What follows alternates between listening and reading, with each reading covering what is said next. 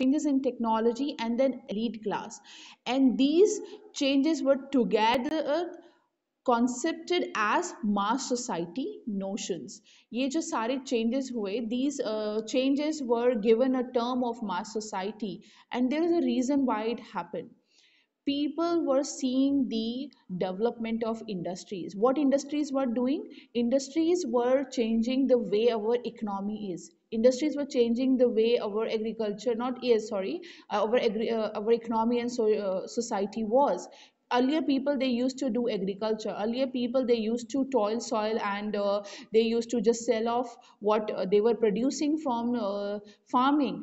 And they had no idea that you can have industries, you can have factories, you can employ people, those who will be making products for you, and you can sell these products to people in the market, and you can have a very different way of earning money. So but industries, they started this kind of economy, this kind of having a very different elite class, which was the owner of the factories. They are doing nothing, they just have the land, they have the property, they have the money, the cash in the hand, and they are employing people, those who are working for them throughout the morning till evening. They are producing the commodities, and these people, these sections of people, those who are working as laborers and as employee, they are the ones who make up for the market also, and they buy the products, and they are the people, those who are getting less money for the work, and then they have to spend more money for buying the products which are available in the market. So in a way, very weird form of society was developing. These industries were giving space to urban areas. These industries were giving space to change of the way our society is. This way of industry was giving way to slums, of developing small corners of, you cannot call them houses, but small corners of living areas around the industries, where those who have less money, they were living in very unhygienic and very low social life. They didn't have proper money, they didn't have proper social environment, they didn't have proper medical facilities, they didn't have proper education, but they were there because these industries were giving them hard cash, which in agriculture doesn't come easily. You have to work for months, and then you sell your product, and then it comes. So because of this change in technology, because of this change in the way society was, our society was also seeing change in transport and communication. Earlier, if you have to travel, you have to walk, or you will use animal carts, and then you will be able to reach to a place which is of a few miles from your area. But you'll not be able to go distant places. But with bus, train, with vehicles, and then later on by aeroplanes, you were able to go anywhere on this earth. Any place was not in reach of humans. And with communication, it was even more reachable, just by using one means of communication, by newspaper, by film, by camera, by TV, by radio. You can reach anywhere you want to. So these changes were giving shapes to mass society. The idea of mass society was also giving way to new elite class. Earlier, the elite class of the society were those who had more land, or those who were more culturally knowledgeable, those who were artists, those who were philosophers, those who were close to studying religious scriptures. But with change in society, with urbanization, with industrialization, a new class was coming up, which had none of this knowledge, none of the power, but it had money. So it was ruling the entire new coming up form of society, the urbanized areas of the society. They were ruling these sections of society, and they were giving way to communication. And why this way to communication was given? Because print was used, TV was used, radio was used, film was used to make people understand, or make people, you could say, to force people somehow, intentionally or unintentionally, to buy the products, even if they didn't needed it. So advertisements were done, or publicity was done. People were given the ideas that they need this product to complete their life, and they were also given this idea that they need to work more. So this was changing into a cycle. Were coming, working in industries, going back home, buying more things, then again feeling that we need to earn more, coming back to industries, then going back home. And what was happening, it was not giving them time to think about the kind of life they were living, the kind of robotic life, the kind of detached life, the kind of life which was not earlier there. Earlier people would sit down and talk to each other. Earlier people would give time to each other, but now it was not possible because you needed to earn money if you needed to buy better products. So all this was doing a lot of things with the society. It doesn't mean that technology and communication doesn't have positive points. It does, definitely. But whenever you see a change in society, you become more fearful of the negative factors rather than focusing on the positive ones.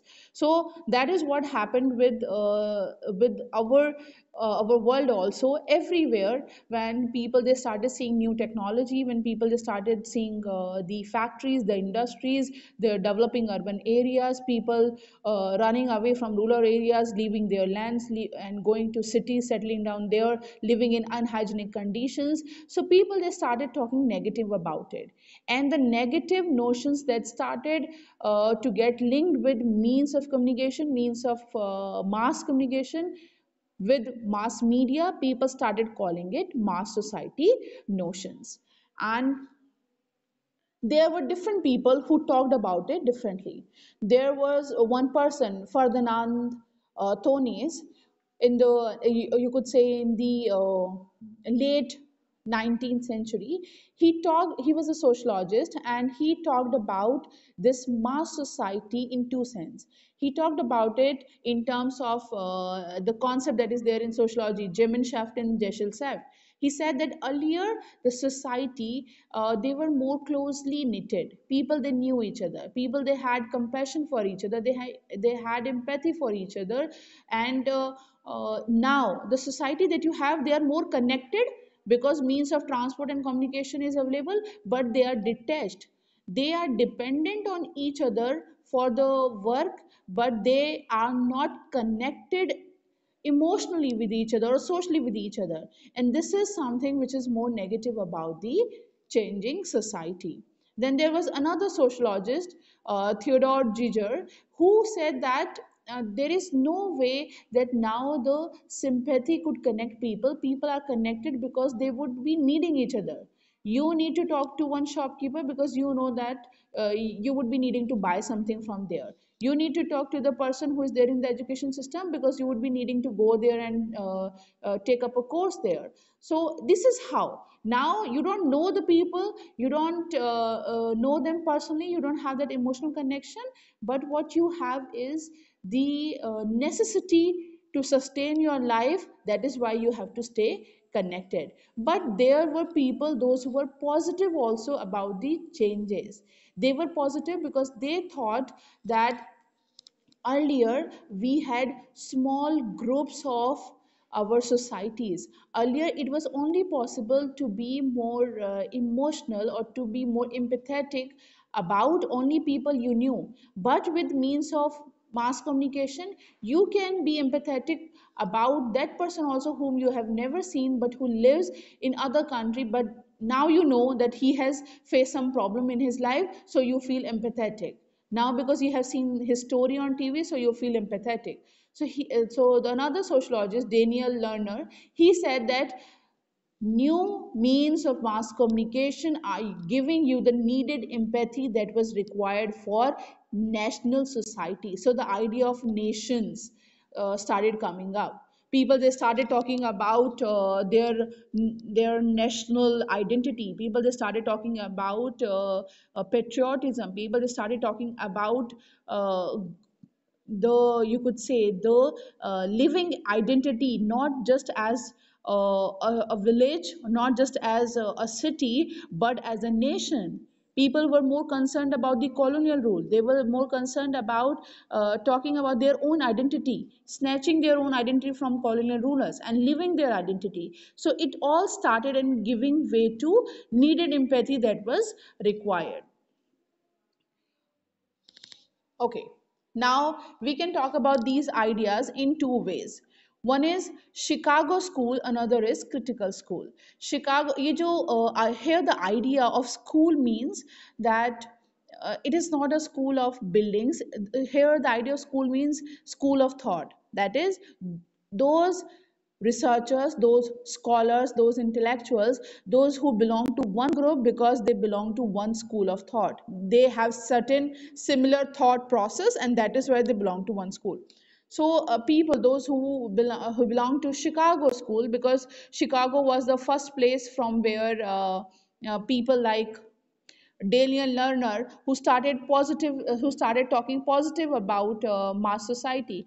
So there were others here like John Dewey, George Mead, and Charles Cooley. They were of the idea that having new means of mass communication will inform people. People will be better informed, and when people will be better informed, they will be choosing better people to govern them. We will have better politicians, we will have better people in government offices, and we will be out of the shackles of monarchies. We will live a very sustainable and developed life, and we will have a world where better informed citizens will be choosing better government, and will have a much better way of living life. These all were of that kind of idea that people, they need to talk about themselves. People, they need mass communication to understand each other.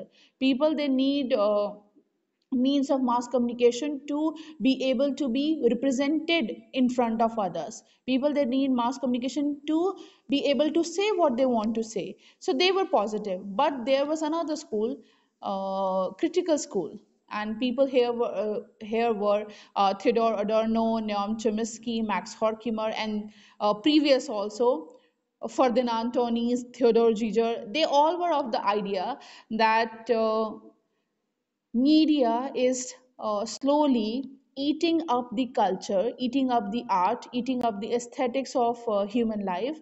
They are reducing everything to commodity. So a TV program is not a piece of culture or piece of art to watch. It is a commodity that is available to you, and you have to give some kind of payment to watch it. And what the people, those who are making news program or TV program, they are looking forward to receive, they want the money. They want to have the power over your mind, they want to have power over your money, and that is why they are using all these means of communication to change the culture. They are making culture a commodity, a thing to buy, a thing to consume. And with these kind of ideas, they were very critical about what kind of negative impacts mass communication can have on people.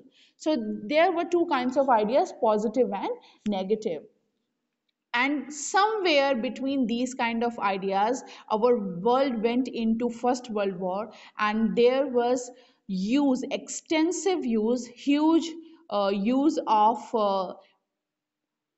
documentaries, huge use of newspapers, pamphlets, print media by the different countries involved in World War II, publicize their ideas, to propagate their ideas, and to gain more sympathy from other countries in order to be able to stand positively during World War. So this huge use by different countries of means of mass communication, people, they started becoming curious about mass communication. They started becoming more interested in what mass communication can do with people. They started becoming more interested in knowing how can newspapers impact people, how can film documentaries can impact people, how can seeing something on camera can impact people, and they started researching about it. So this is how you can understand the beginning of communication research history. Is it clear?